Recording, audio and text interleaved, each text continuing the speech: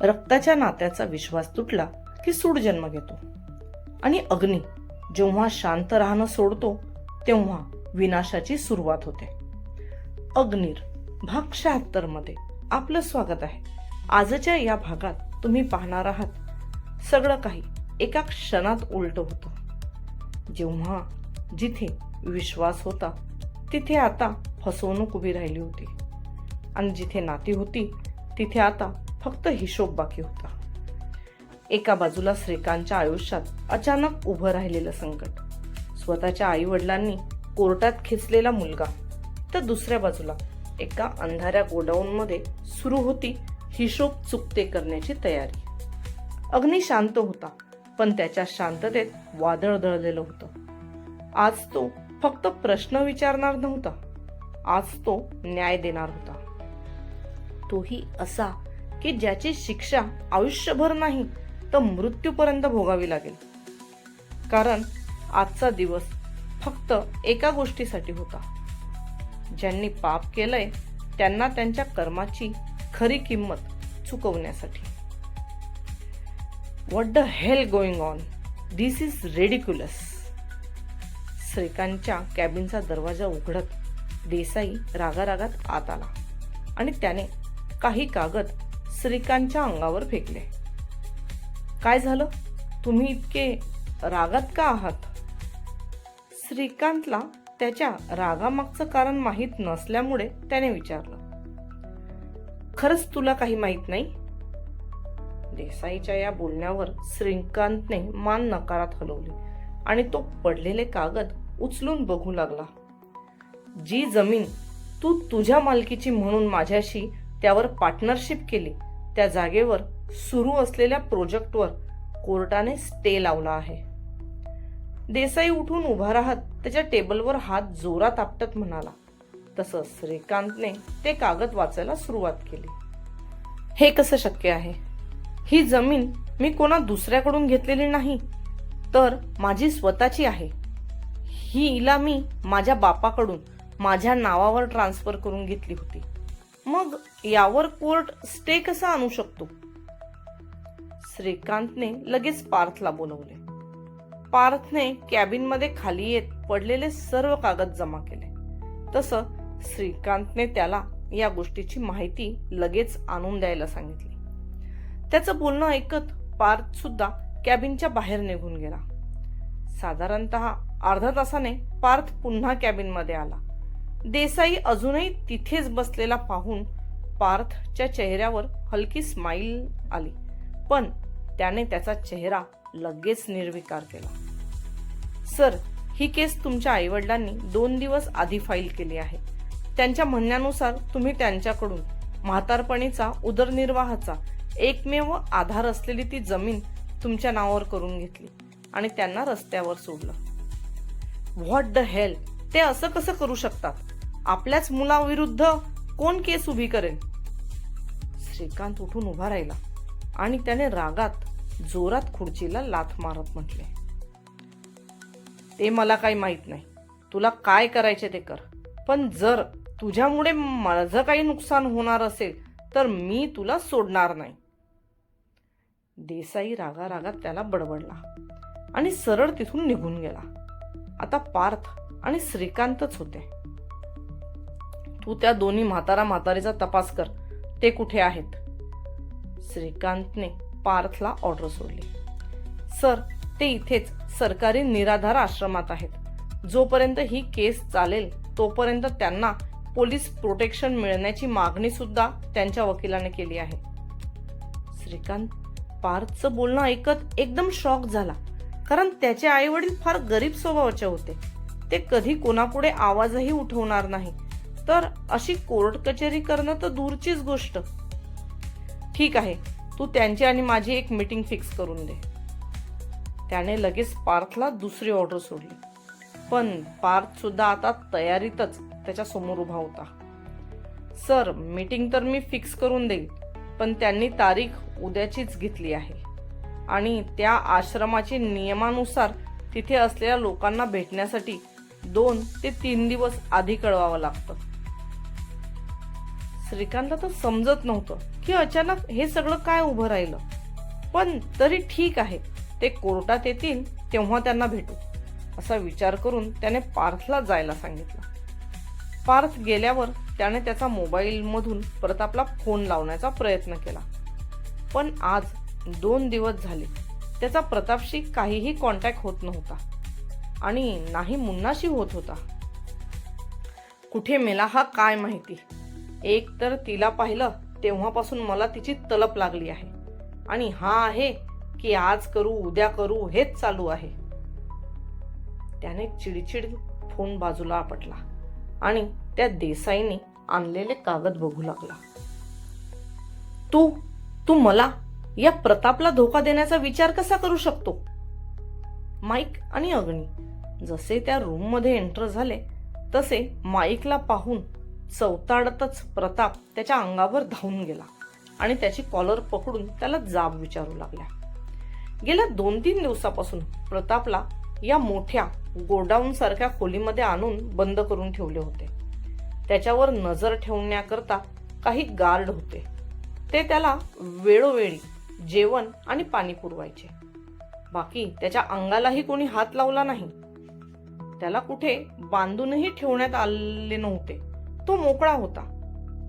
Pratap mic सोबत बोलताना पाहून अग्नी ओठाच्या कोपऱ्यातून हसला आणि त्या दोघांना तिथे सोडून चालत पुढे गेला. तो पुढे गेला तसा एका गार्डने खुर्ची आणून त्याच्यासाठी ठेवली आणि मग तो आरामात खुर्चीवर बसत समोर चालू असलेला शो एन्जॉय करू लागला. Cheating is not in Mike's blood. माईकने त्याला कडक आवाजात सांगितलं आणि एक जोराचा पंच त्याच्या पोटात मारला. त्याचा प्रहार एवढा होता की तो आडदांड प्रताप माईक पासून 4 फूट पुढे जमिनीवर लोळला. एवढ्या दिवस माझ्या मागे पुढे पैशासाठी पाय चाटत होता, लंडनला जाण्यासाठी भीक मागत होता आणि आता अरे थू. प्रताप जमिनीवर जोरात थुंकत माईकला शिव्या घालू लागला. पण त्याच्या या बोलण्यावर माईकवर काही परिणाम नाही झाला. तो त्याला इग्नोर करत सरळ अग्नीजवळ जाऊन उभा राहिला. घनी खम्मा छोटे सरकार. भुवन आतमध्ये येत मुद्दाम प्रतापला चिडवत म्हणाला. तसा प्रताप खाऊकी गिळू नजरेने त्याच्याकडे बघू लागला. तुझं झालं असेल तर काही कामाच्या गोष्टी करायच्या. अग्नीला आता त्याला नजरेसमोर बघणंही जड झालं होतं. अरे जा रे, तू मला हात तर लावून बघ. नाही माझ्या बापाने पूर्ण मेवाडमध्ये सुरुंग लावले तर नावाचा प्रताप नाही. प्रताप उठून उभे राहत त्याच्या मिशीला पीळ देऊन म्हणाला. तसे अग्नीने मान तिरपी करत त्याच्या अंगठा कपाळावर घासला आणि माईकला खुणावले. माईक त्या खोलीतून बाहेर गेला आणि थोड्याच वेळात तो परत देखील आला. पण तो जेव्हा परत आला तेव्हा त्याच्या मागे 2 गार्ड रतन सिंगला धरून घेऊन येत होते. रतनला गार्डने धरून आणलेले पाहून प्रतापचे डोळे आपोआप मोठे झाले आणि तो अविश्वासाने कधी रतनकडे तर कधी अग्नीकडे बघू लागला. अजून कोणाला बोलवायची इच्छा असेल तुझी तर आताच सांग.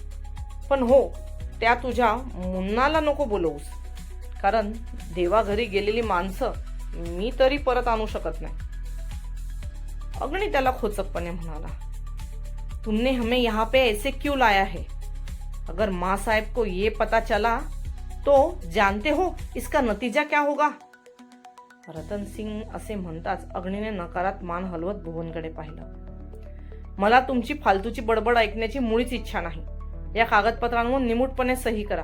बाकी तुमचं काय करायचं ते मी बघेल. त्याने माईकला फोन लावले. तसं माईक त्या दोघांसमोर काही डॉक्युमेंट ठेवले. त्या दोघांनी ते डॉक्युमेंट वाचले आणि तिथेच खाली अग्नीसमोर भिरकवले.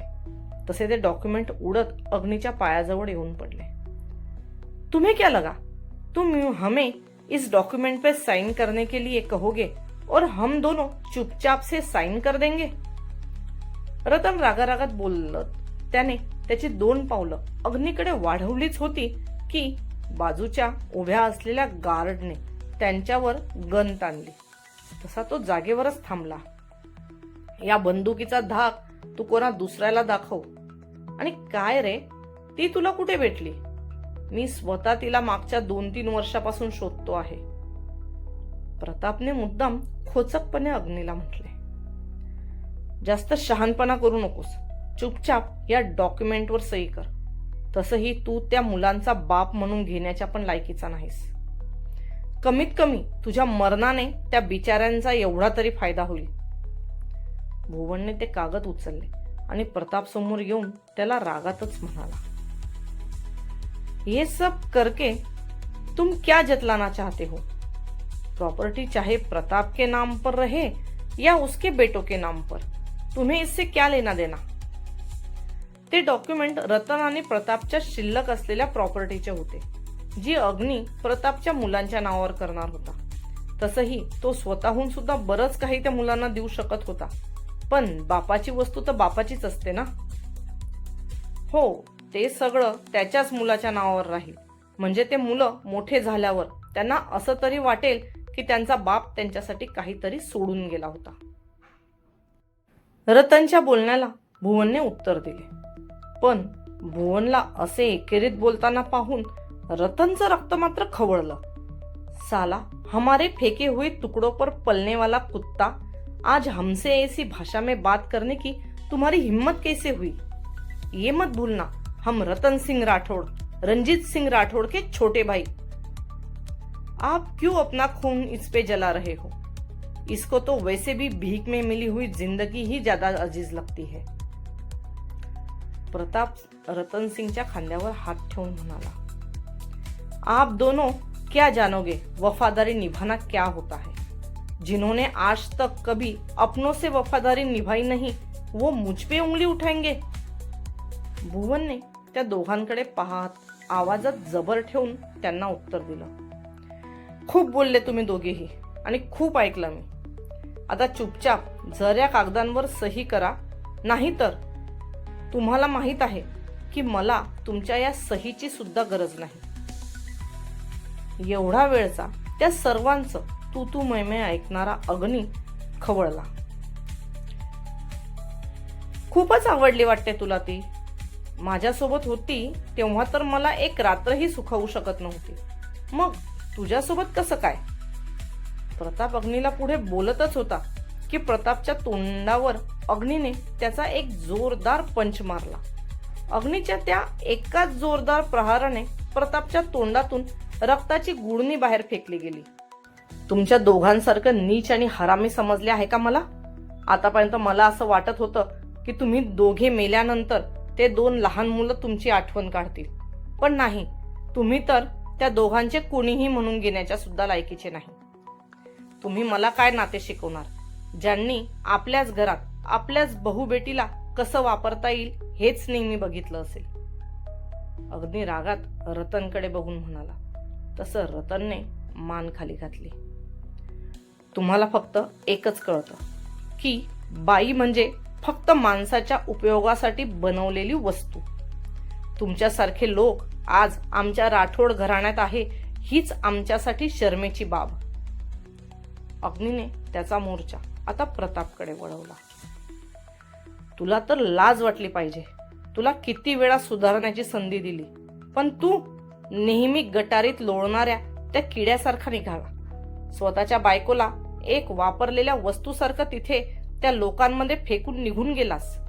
आपली मुलं तरी जिवंत आहे का याचीही तुला कधी आठवण झाली नाही. खर तर तू त्या मुलांचा बाप म्हणून घेण्याच्या सुद्धा लायकीचा नाहीस.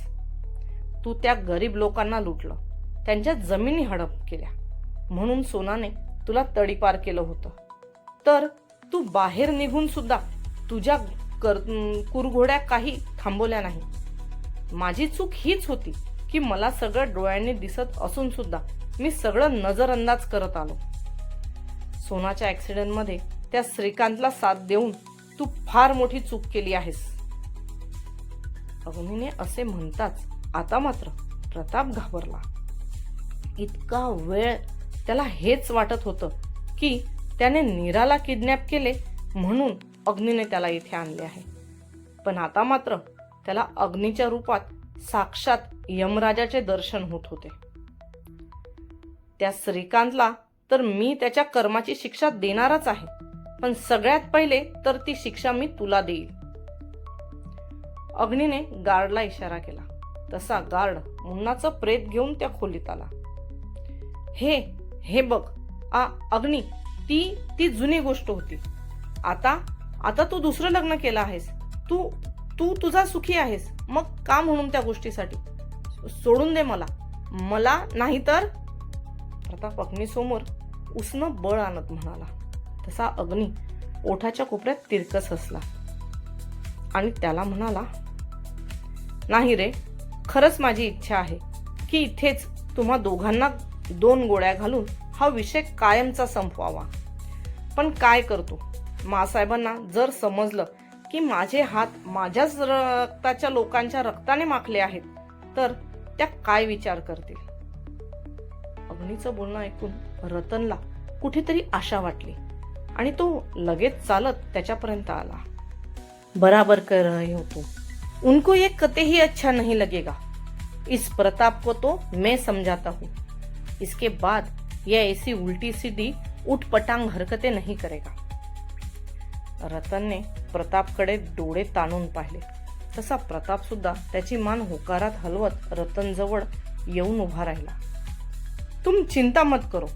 आज के बाद तुम्हें हम दोनों की तरफ से कोई शिकायत का मौका नहीं मिलेगा.